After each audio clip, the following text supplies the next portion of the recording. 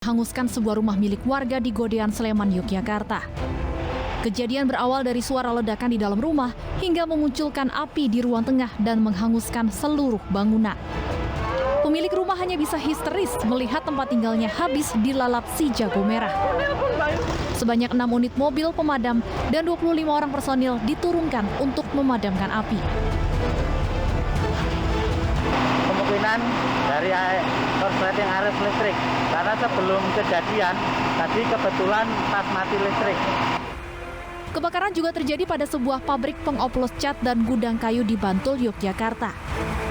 Api diduga berasal dari puntung rokok yang menyambar drum berisi cairan thinner. Banyaknya bahan kimia membuat petugas berjibaku memadamkan api. Kobaran api baru bisa dipadamkan 4 jam kemudian setelah petugas menurunkan 15 unit mobil pemadam kebakaran. Tidak ada korban jiwa dalam peristiwa ini, namun kerugian ditaksir mencapai miliaran rupiah.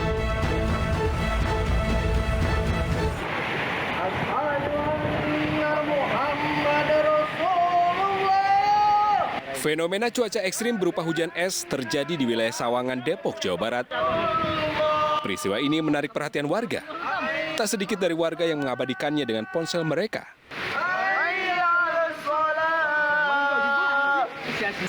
Warga sempat panik karena butiran es yang menimpa rumah mereka ukurannya cukup besar.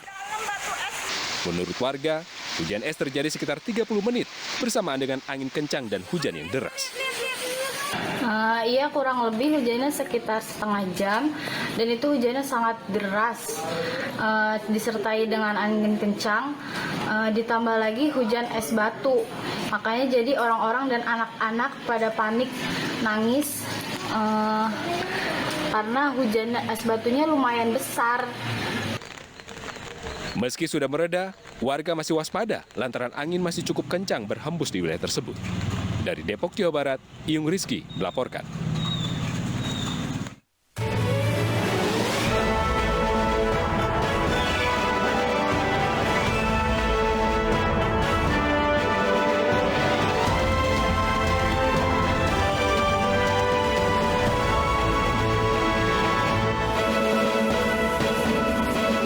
Penumpang bus pariwisata tewas dalam kecelakaan di ruas tol Porong Sidoarjo, Jawa Timur.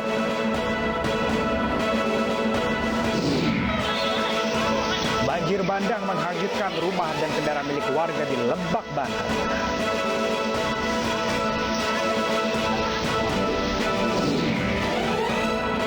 Rizky Bilar membantah adanya KDRT kepada Lesti Kejora.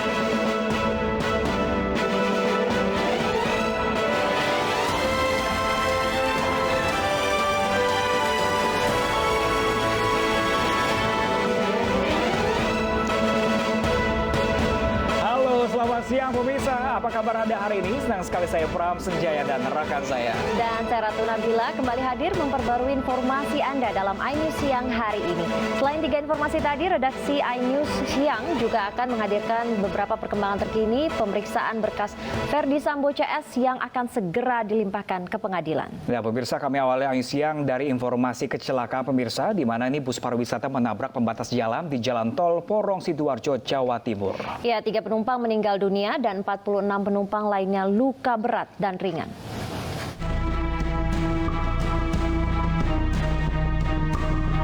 Sebuah bus pariwisata yang mengangkut puluhan penumpang hancur dan terguling setelah menghantam pembatas jalan di kilometer 762.800 Tol Porong Sidoarjo dini hari tadi.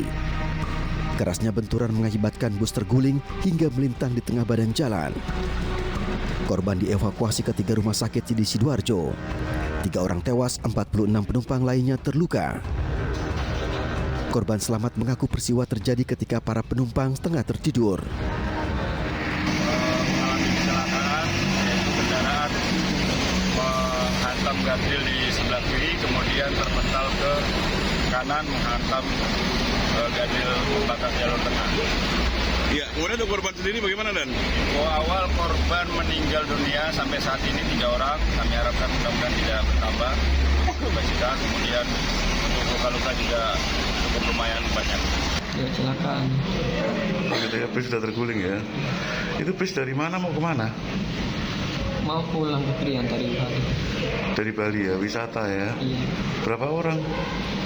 Pak, di situ. Satu bis penuh ya. Terus tiba-tiba langsung guling gitu ya. Kecelakaan terjadi diduga disebabkan sopir kelelahan dan mengantuk saat mengendarai bus. Korban dirawat di Rumah Sakit Bayangkara Porong, Rumah Sakit Delta Surya, dan Rumah Sakit Umum Daerah Sidoarjo. Dari Sidoarjo, Jawa Timur, Pramono Putra, iNews melaporkan.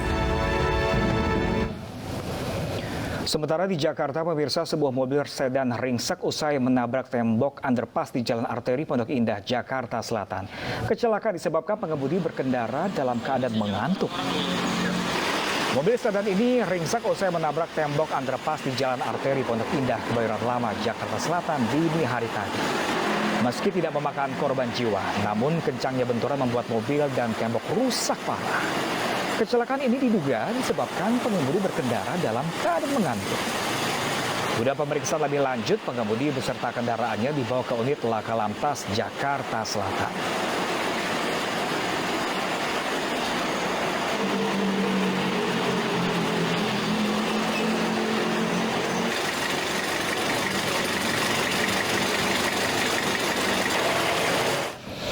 Nah, ini sebagai pelajaran untuk kita semua, jika keadaan lelah, kondisi tubuh sedang lelah, sangat mengantuk, sebaiknya tidak memaksakan untuk mengendari kendaraan seorang diri. Betul seperti tadi. Sekali, apalagi di keadaan musim hujan seperti ini, kadang hujan kemudian jalan licin atau ada banjir ya. Jarak pandang juga terbatas sehingga menyebabkan kecelakaan seperti tadi.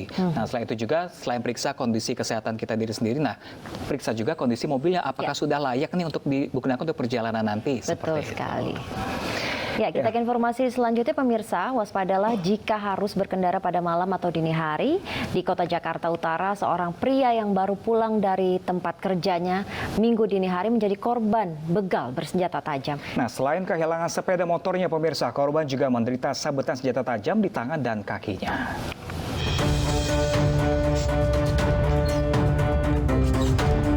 Inilah rekaman warga saat seorang pria mengalami luka dan dibawa ke rumah sakit setelah menjadi korban pembegalan di Jalan Raya Cilincing, wilayah Koja, Jakarta Utara. Korban bernama Rizky Maulana menjadi korban begal bersenjata tajam. Kejadian bermula saat korban pulang dari tempat kerja. Sesampai di lokasi kejadian, korban dipepet 3 sepeda motor. Pelaku berhasil merebut motor korban. Korban yang sempat melawan akhirnya mengalami luka sabetan senjata tajam di bagian tangan dan kaki. Pas saya jalan, pas sampai jembatan tuh ada 2 motor yang ngedempetin saya, yang depan ngehalangin, yang kanan itu udah siap-siap ngambil kunci saya, matiin motor. Jadi dipepet gitu? Iya, dipepet. Satu motor 2 orang. Nah, saya juga ngira kayaknya sih di belakang masih ada 1 motor. Oh, jadi total ada 3 motor? Iya, 3. Nah, pas keadaan itu motor saya ambruk tuh. Saya ngebrontak, ada yang bawa golok, di tangannya udah megang. Yang golok tuh nganterin goloknya kemana-mana. Korban telah melaporkan kejadian yang dialaminya ke pihak Polsek Koja. Petugas masih memburu pelaku dan kasus ini ditangani Polsek Koja, Jakarta Utara. Dari Jakarta, Vendra Kurniawan, iNews melaporkan. Asik bermain telepon genggam saat jalan, seorang bocah menjadi korban jambret di Jalan Bangun Jaya, Durensawit, Jakarta Timur. Pelaku kabur usai merampas telepon genggam milik korban. Aksi pelaku terekam kamera pengawas.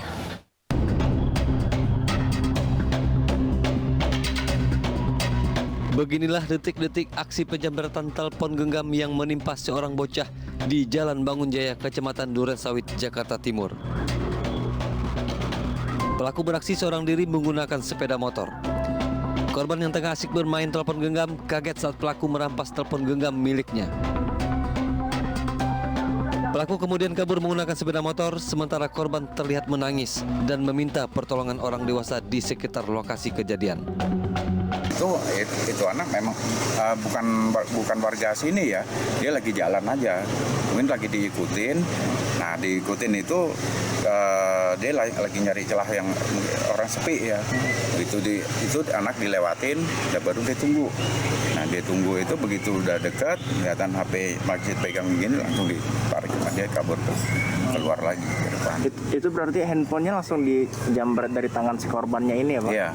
Korbannya ini umur berapa tahun Pak? Ya, kurang lebihnya antara kelas 3 SD, kelas 3 kelas 4 ya, bertiga sih tadi. Warga mengaku tidak sempat melihat wajah pelaku. Kejadian ini diharapkan menjadi pelajaran agar kita selalu waspada, karena pelaku tindak kejahatan selalu mengintai. Dari Jakarta, Rio Manik, iNews melaporkan. Pemirsa, kasus pelecehan seksual terjadi dalam bus angkutan umum Trans Banyumas, Jawa Tengah. Pelaku tidak segan menempelkan alat kelaminnya ke penumpang lain, dan aksi ini pun terekam kamera pengawas.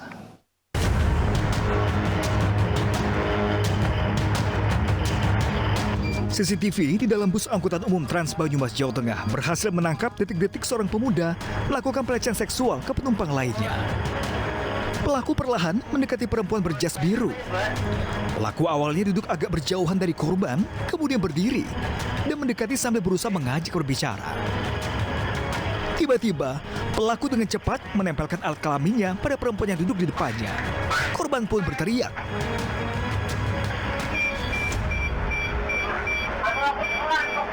Seketika, sopir Trans Banyumas menurunkan secara paksa pelaku dari bus.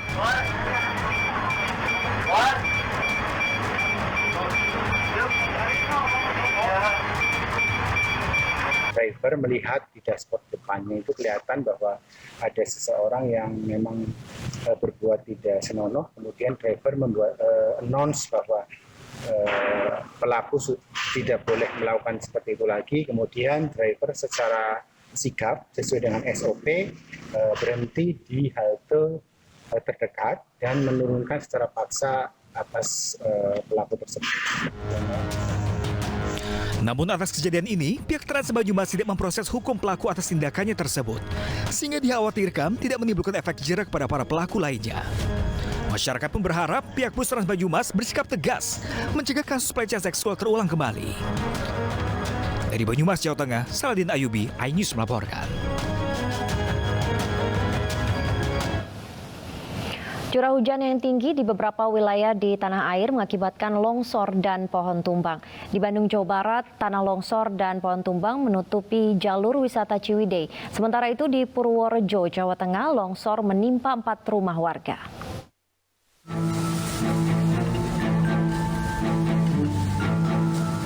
Evakuasi material longsor dan pohon tumbang dilakukan petugas di jalur wisata Ciwidey, Kabupaten Bandung, Jawa Barat. Longsor mengakibatkan material tanah, batu, dan pohon menutup jalan dari dan menuju Soreang, Bandung. Longsor terjadi usai hujan deras mengguyur wilayah Kabupaten Bandung sejak Sabtu malam. Akibat tanah longsor dan pohon tumbang ini, jalur wisata Ciwidey alami kemacetan panjang mencapai lebih dari 3 km. Bisa dilihat ada longsoran material berupa tanah, dapur awian, dan juga pohon yang menghalangi jalan. Mungkin diakibatkan oleh intensitas hujan yang cukup tinggi sejak semalam, sejak jam 2 pagi ya. Sementara itu di Kabupaten Purworejo, Jawa Tengah, longsor menimpa rumah warga di Kecamatan Kemiri dan Kecamatan Pituro. 4 rumah warga hancur tertimpa material longsoran. Longsor terjadi setelah hujan deras disertai angin kencang melanda Kabupaten Purworejo dan sekitarnya. Hingga kini evakuasi material longsor belum dilakukan, warga berharap adanya bantuan dari pemerintah. Dari Bandung dan Purworejo, tim liputan kontributor iNews melaporkan.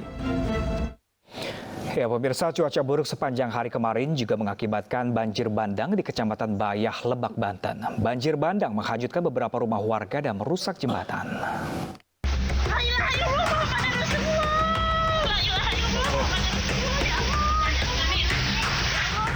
Banjir bandang menerjang Kecamatan Bayah, Lebak, Banten Minggu sore. Banjir merendam rumah-rumah warga dan jalan-jalan perkampungan hingga mencapai 1 meter di sejumlah titik. Banjir bandang ini terjadi disebabkan limpahan air dari beberapa sungai akibat curah hujan yang tinggi di wilayah Lebak, Banten dan sekitarnya. Tidak hanya menghanyutkan rumah warga, banjir juga merusak jembatan Kali Cimadur, Lebak, Banten. Tiang jembatan dan permukaan jalan jembatan hancur terbawa arus air yang deras. Sejumlah lahan pertanian warga rusak akibat diterjang banjir bandang. Warga menyelamatkan diri ke beberapa lokasi yang aman. Untuk sementara informasi yang kita terima, yang terendam kurang lebih 45 rumah. Namun untuk sementara korban jiwa tidak ada, namun yang ada korban. Warga mengharapkan bantuan berupa obat dan makanan untuk dapat bertahan akibat banjir bandang. Hingga Senin pagi genangan air masih terlihat di sejumlah titik lokasi. Dari Lebak, Banten, Iskandar Nasution, iNews melaporkan. Dan pemirsa, untuk mengetahui dampak bencana banjir bandang dan tanah longsor di Lebak, Banten, sudah bersama kami dengan Bapak Feby Rizky Pratama selaku Kepala Pelaksana BPBD Kabupaten Lebak. Halo, selamat siang Pak Feby. Selamat siang, Mas Pram. Ya, Pak Feby, sejauh ini kondisi banjir bandang di Lebak, Banten seperti apa, Bapak? Terima kasih dapat disampaikan untuk update hari ini tanggal 10 terhadap kejadian bencana banjir kemarin. Kondisinya per hari ini sudah mulai surut, sungai-sungainya juga sudah mulai kondusif kembali.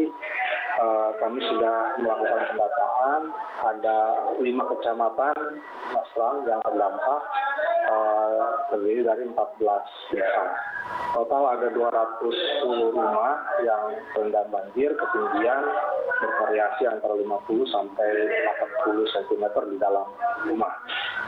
Untuk kerusakan sendiri, kita untuk data ada 4 jembatan yang rusak, kemudian juga sarana ibadah ada 6, terdiri dari masjid dan majelis taklim.